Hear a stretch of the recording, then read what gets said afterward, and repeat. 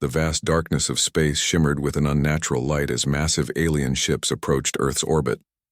Captain Sung Park stood motionless, watching the holographic display that tracked the incoming vessels. Each ship was easily the size of a small city, their metallic surfaces gleaming with an intimidating precision that spoke of centuries of technological advancement.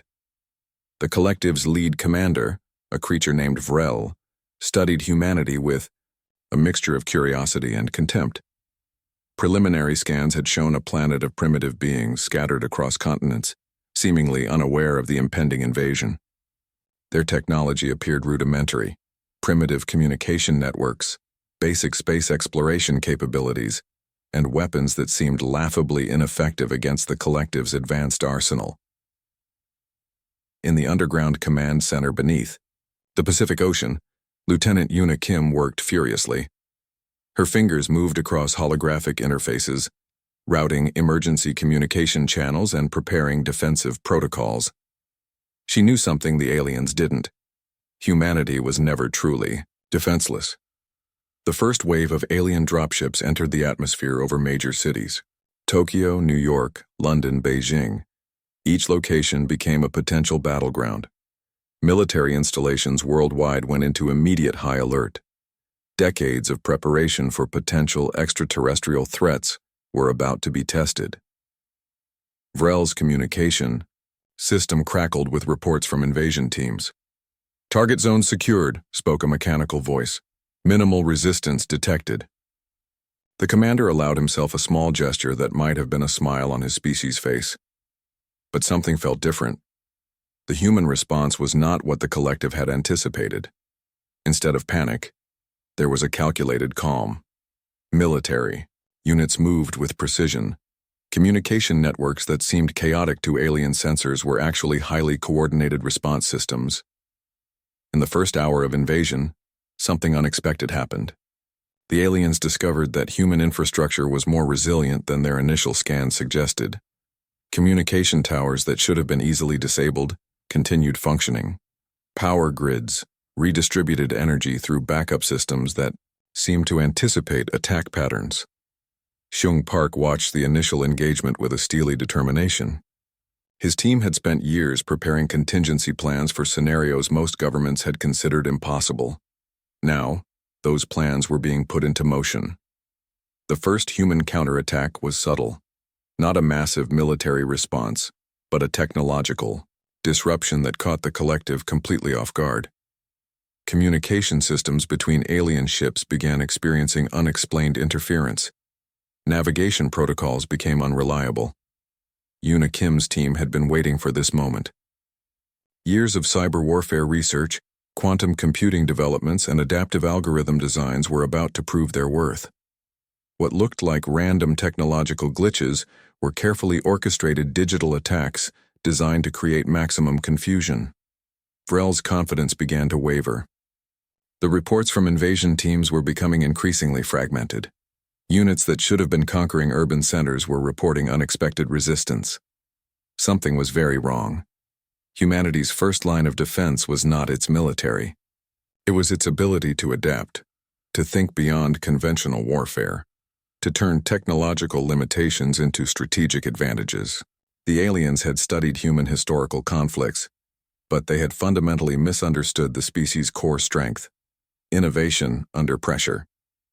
As alien dropships began experiencing mysterious system failures, as communication networks became increasingly unreliable, the true nature of human resistance began to emerge. This was not going to be a simple conquest. The invasion that was supposed to take hours was already becoming a complex, unpredictable engagement. The collective had made a critical mistake.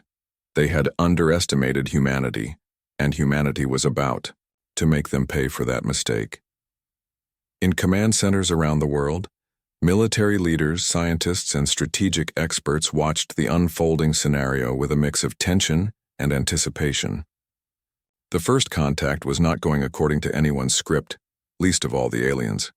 Something was coming, something the collective could never have predicted.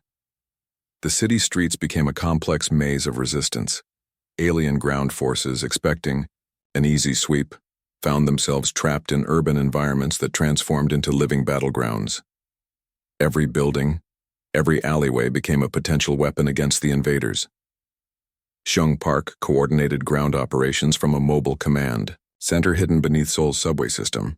His team had been preparing for scenarios most military planners considered impossible. Now those impossible plans were becoming reality. The collective's initial invasion strategy relied on overwhelming technological superiority. They had studied human military history, believing they understood Earth's combat capabilities. They were wrong. Yoona Kim discovered something extraordinary in the first hours of resistance. Human communication networks weren't just resilient, they were adaptive. Military units communicated through encrypted channels that seemed to change faster than the aliens could track. What appeared chaotic was actually a highly sophisticated defense mechanism. In Tokyo, local resistance groups transformed ordinary construction equipment into makeshift weapons. Cranes became mobile missile platforms. Excavation machines turned into armored transport vehicles. The aliens found themselves fighting an enemy that could weaponize anything. Brel watched in growing frustration as invasion reports became increasingly confusing. Units that should have conquered entire urban centers were being systematically disrupted. Small human groups demonstrated an ability to attack, disappear, and regroup with terrifying efficiency. Underground communication networks, developed over decades by tech experts and military strategists, began to show their true potential. What the aliens saw as random communication was actually a complex adaptive response system. Each disrupted unit immediately shared tactical information, allowing other groups to anticipate and counter alien movements. Military drones, initially considered primitive by alien standards, proved devastatingly effective. These small, networked devices could swarm alien positions, gather intelligence, and coordinate attacks with remarkable precision. The collective's advanced technology struggled against an enemy that fought without traditional military structure. In urban centers across the globe, civilians became an unexpected part of the resistance. People who had never held a weapon before now understood that survival meant fighting back.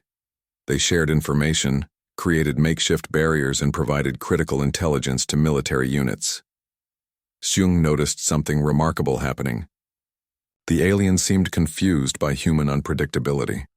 Their advanced tactical systems were designed to predict and counter organized military responses. But humanity wasn't playing by those rules. A small team in New York disabled an alien command vehicle using nothing more than electrical cables and a modified city bus. In Rio de Janeiro, local residents used smartphone networks to track and disrupt alien communication signals. Each small victory added to a growing sense that this invasion would not be simple. Yoona's team developed rapid response algorithms that could predict alien movement patterns. What seemed like random defensive actions were actually carefully calculated responses. The collective's supposedly superior intelligence was being outmaneuvered by human creativity.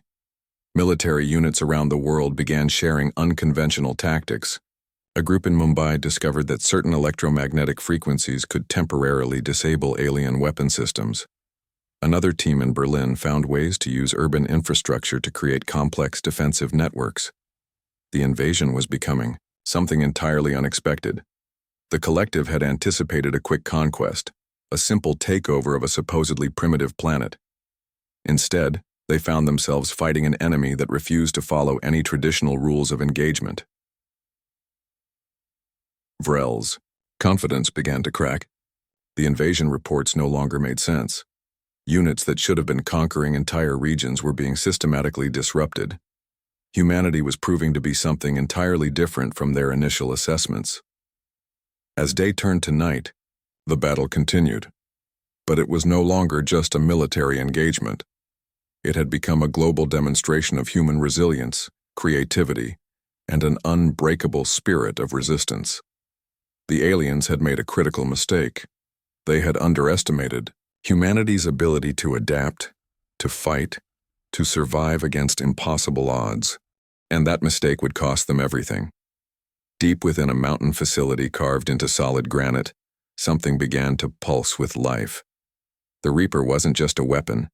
It was humanity's most closely guarded secret. Quantum processors hummed with an almost living energy. Lines of code danced across massive holographic displays, creating complex patterns that no human mind could fully comprehend. This was more than a machine. This was humanity's ultimate answer to invasion. Sung Park watched as the first activation sequence began. Tiny electrical currents started connecting complex neural networks, creating an intelligence that was both machine and something more. The Reaper's initial scan of global invasion data took less than 3 milliseconds, faster than a human could blink.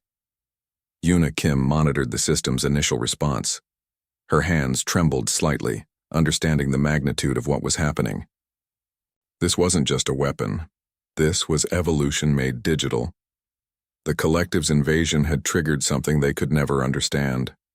While alien commanders celebrated their initial planetary penetration, the Reaper was already analyzing, learning, adapting. Its first action was subtle. Communication networks across the planet suddenly became crystal clear. Interference that had plagued military channels disappeared. Tactical information began flowing with unprecedented speed and accuracy.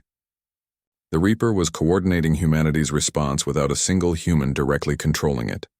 Alien ships in orbit suddenly experienced unexplained system failures. Navigation computers began giving conflicting information. Weapon systems would activate and deactivate randomly.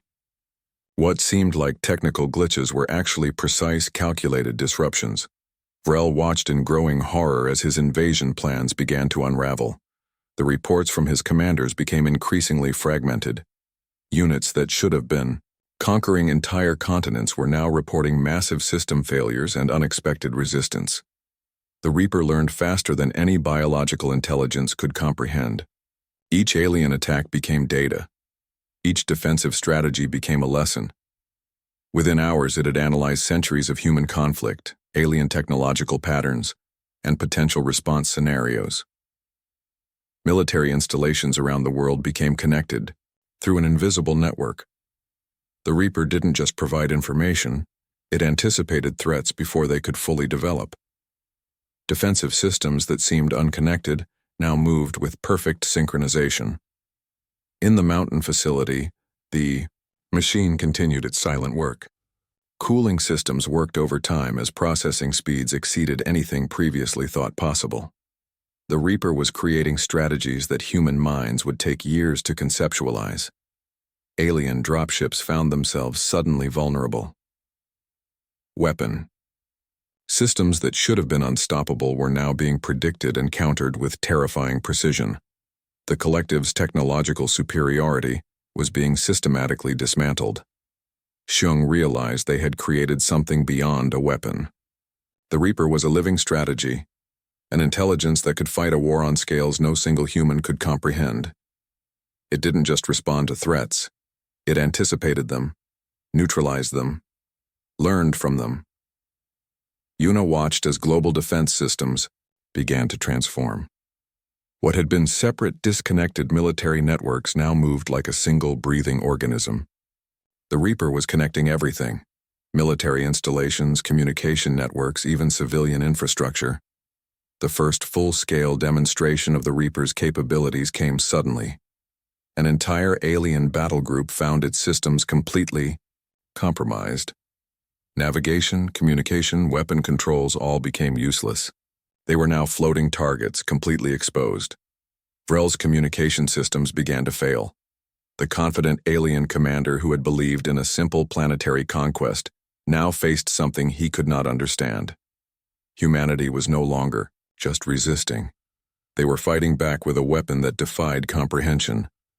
The mountain facility continued its silent work. Electrical currents pulsed. Quantum processors calculated. The Reaper was awake, and it was ready to show the collective exactly what humanity was capable of. Something extraordinary was happening. The invasion was about to change forever. The technological transformation happened faster than anyone could have predicted. The Reaper began systematically dismantling alien technology, understanding their systems in ways no biological intelligence could comprehend. Alien weapon designs, that had taken centuries to develop were now being reverse-engineered within hours. What the collective believed was their most advanced technology became simple puzzle pieces for humanity's growing technological understanding.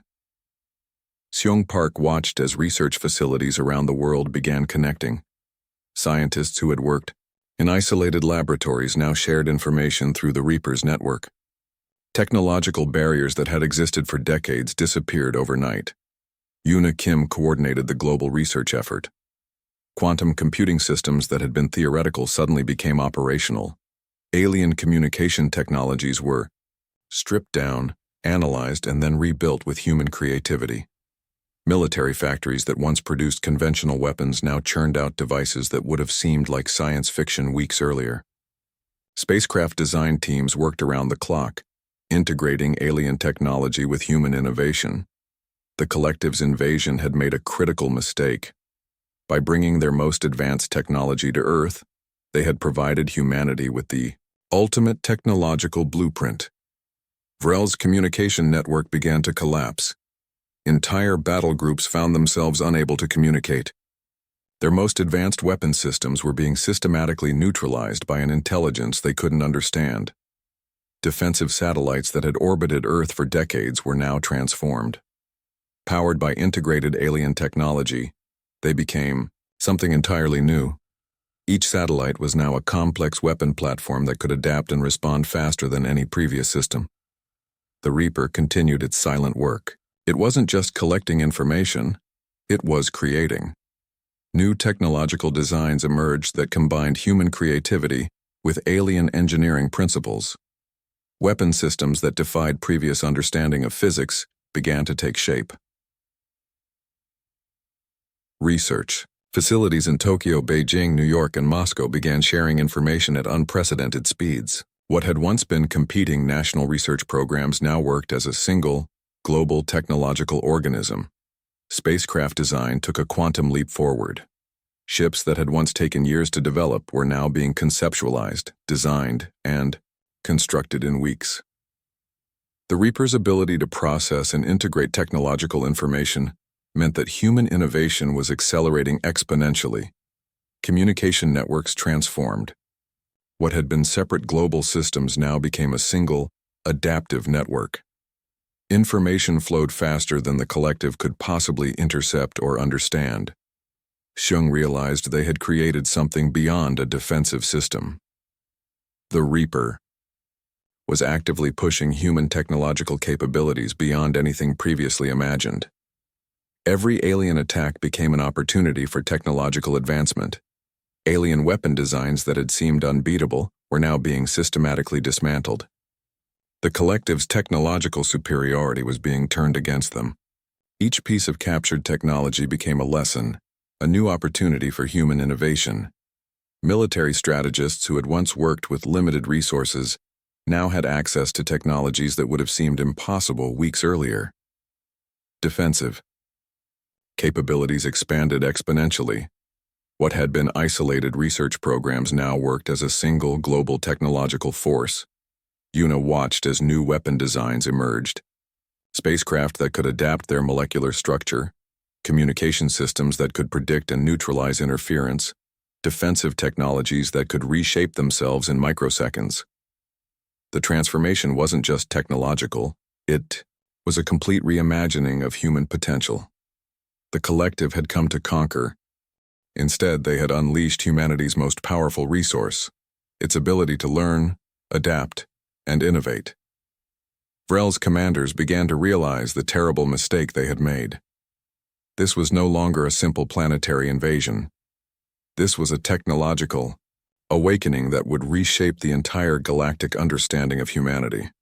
The mountain facility continued its work. The Reaper processed, created, transformed. Humanity was no longer just defending. They were advancing. Something extraordinary was happening. The invasion had become something entirely different. The technological revolution was just beginning. The final battle was nothing like anyone had predicted. Humanity's counteroffensive moved with a precision that defied traditional understanding of warfare.